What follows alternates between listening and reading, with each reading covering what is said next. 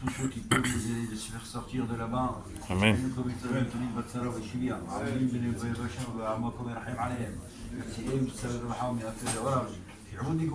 Amen. ונאמר אמן. Bien, chers amis, nous continuons dans la halachot de Kiboud Avaim. Respect des Alors, parents. qu'est-ce qu'on fait dans le cas, Serge, qu'est-ce qu'on fait si quelqu'un il a des parents qui sont athées? Croit à rien du tout. Ou alors si Chassid Shalom ils se sont complètement convertis à une autre religion. Est-ce qu'il a besoin, est-ce qu'il a encore l'obligation de leur faire Kiboud Avaim ou pas? Évidemment, il n'a plus d'obligation de Mechabed Otam, de faire comme si c'était l'Ibn Israël. Seulement, évidemment, il y a du respect. Il ne faut pas les humilier, il ne faut pas les maudire. Évidemment qu'ils ne peuvent pas compléter ni le minyan, ni faire les zimoun, ni toucher le vin. C'est pour ça que c'est important de savoir. Maintenant, évidemment, si ils sont devenus complètement, comme on vient de dire, d'autres religions, est-ce qu'il faut que j'aille les voir avec mes enfants tous les jours ou bien tous les fois par semaine? Non, parce que les enfants risquent d'apprendre, les enfants risquent de prendre l'atmosphère que de temps en temps peut-être, mais sinon il vaut mieux ne pas y aller avec les enfants, parce qu'on ne sait pas. Le Hida, Rabbeinu Haïm David Azoulay nous le conseille. Il nous dit, vous avez des petits-enfants et des grands-enfants, il faut savoir qu'avec les petits, il ne faut pas être copains. Il ne faut pas être considéré comme des copains et des amis. Il faut les reprocher quand il faut le faire. Il ne faut pas attendre pour qu'ils puissent se tordre et revenir tranquillement. Mais quand ils sont grands, ça évidemment, il faut les considérer comme des frères. Où on a vu ça? On a vu ça chez Yaakov Avinu. Yaakov Avinu a dit, Yomer Yaakov le Ehav, Likto Avanim.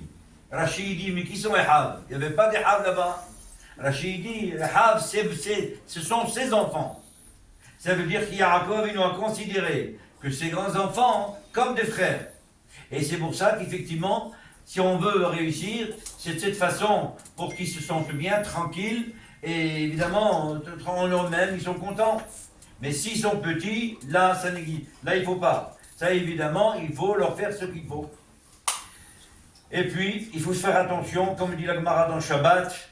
La Gemara dans Shabbat dit, les olam, ali shanne adam, livno benabanim. Il ne faut pas faire une différence entre un fils, entre le comportement d'un par rapport à l'autre. Si tu gâtes celui-là, il faut gâter tout le monde. Si tu cries à celui-là, et les autres ils ont fait la même chose, il faut aussi les gronder. Par rapport à ce qu'on a vu à Yaakov Avinu, pour un petit morceau de tissu qu'il lui a acheté, etc., c'est marqué qu'il lui a acheté, qu'il t'en est à Passim, regardez les problèmes, ce qui s'est passé. La haine et tout ce qui s'est passé, et à tel point que nos parents ils sont descendus par ce moyen-là, sont descendus en Égypte. Évidemment, ils auraient pu descendre autrement, mais effectivement, le message est là, à travers qu'il faut faire attention.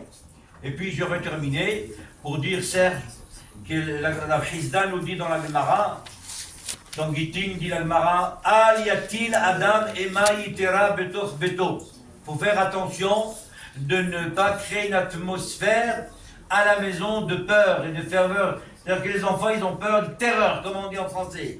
La terreur. Parce qu'on a vu des histoires, puis les Geshmagidra, comme raconte là-bas l'histoire dans le Shoftim, on a vu son mari, il était il a faisait peur pour n'importe quoi. Ah oui, et malheureusement, il y a eu des choses graves et pour lesquelles dans le livre il y des a juges. eu des morts, plus de 100 000 personnes d'Israël. Ah oui, oui.